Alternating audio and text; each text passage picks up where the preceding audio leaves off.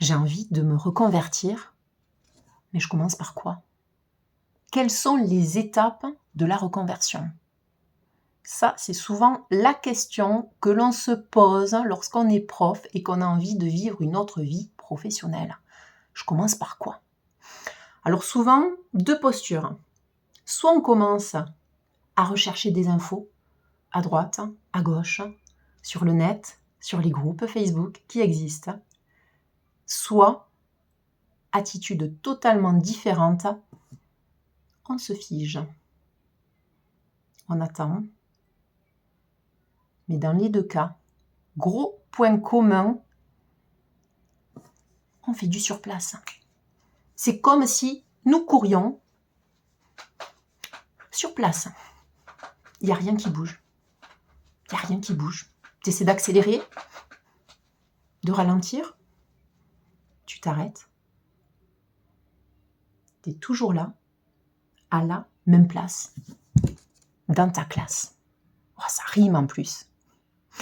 Aujourd'hui, j'ai envie, à travers cette vidéo, de te partager les 4 étapes par lesquelles je te conseille fortement de passer si tu souhaites vraiment te reconvertir et trouver un job qui fasse sens pour toi et surtout un job épanouissant.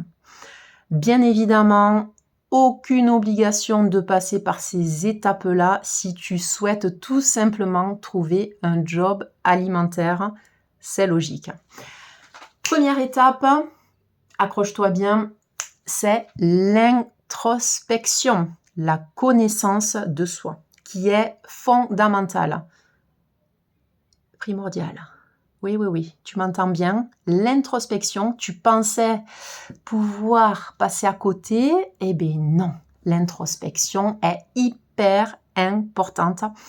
Et en même temps, j'ai envie de te dire que cette étape-là, c'est grâce à elle que je considère aujourd'hui la reconversion pro comme un véritable et super voyage vers soi. À cette étape-là, il va être fondamental que tu te reconnectes à toi-même, que tu saches qui tu es, que tu connaisses tes besoins, que tu saches ce qui te fait envie, mais à partir de qui tu es, toi, d'accord? À cette étape-là, on travaille également aussi sur les valeurs, le plus souvent. On travaille également sur tout ce qui est peur. Quelles sont ces peurs, quels sont ces blocages internes là qui risquent, alors qui me bloquent déjà peut-être, mais qui risquent de me bloquer quand je serai un petit peu plus loin dans mon cheminement. En prendre conscience est très très très important pour pouvoir changer les choses. D'accord? Donc l'étape de l'introspection, numéro 1. Deuxième étape, le bilan. Je fais un bilan de ce que j'ai vécu comme expérience au niveau professionnel. Dans ma vie de prof, mais pas que. Si tu as exercé d'autres métiers, d'autres jobs avant de devenir enseignante. L'idée à ce moment-là, ça va vraiment être de te connecter à ce que tu as apprécié, à ce que tu aimerais éventuellement retrouver dans ton futur métier et te connecter, te rappeler ce que tu ne voudrais absolument pas revivre. D'accord? Si tu ne prends pas conscience de ça, si tu n'es pas au clair là-dessus, bien souvent, ce qui va se passer, c'est que les choses vont se reproduire. Tes galères de prof, tu vas les revivre dans un autre boulot. C'est comme si le problème se déplaçait d'un métier à l'autre. Donc le bilan est très très très important et le bilan également très important parce que grâce à celui-ci, tu ne repars jamais de zéro. Et ça, c'est plutôt pas mal. Troisième point, ça va être la vision. Quelle est ma vision? Dans quel sens je veux aller? Dans quel sens je veux me diriger dans ma vie? Ça, c'est très, très, très important également. D'ailleurs, tous les piliers, toutes les étapes sont hyper importantes, tu l'auras compris. Mais la vision, c'est très importante pour lui, pour le mental. Parce que si ta vision n'est pas claire, Et quand je dis avoir une vision claire, à ce moment-là, au début, ça va pas être forcément de savoir quel métier tu vas faire, mais ça va être de savoir quel projet global de vie j'ai envie de créer moi, tant au niveau perso qu'au niveau pro. Global, quelle vie je veux vivre, quelles expériences je veux me faire vivre. Quand tu es au clair là-dessus, pour ton mental, crois-moi, c'est beaucoup plus simple de poser les bonnes actions et d'avancer. Et 4e étape, ça va être trouver sa voie.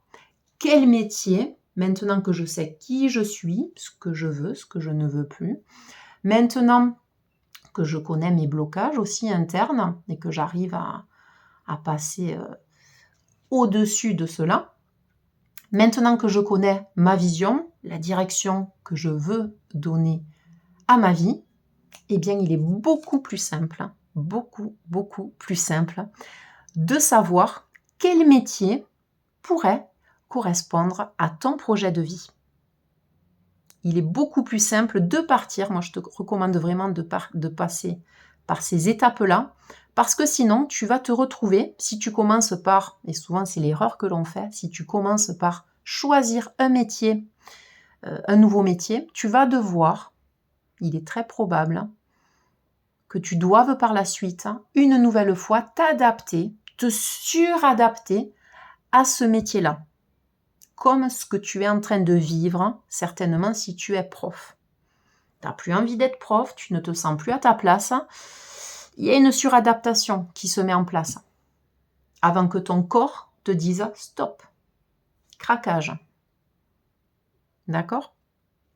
Donc voilà les 4 étapes par lesquelles je vous conseille vraiment de passer. Introspection, bilan, vision et trouver sa voie.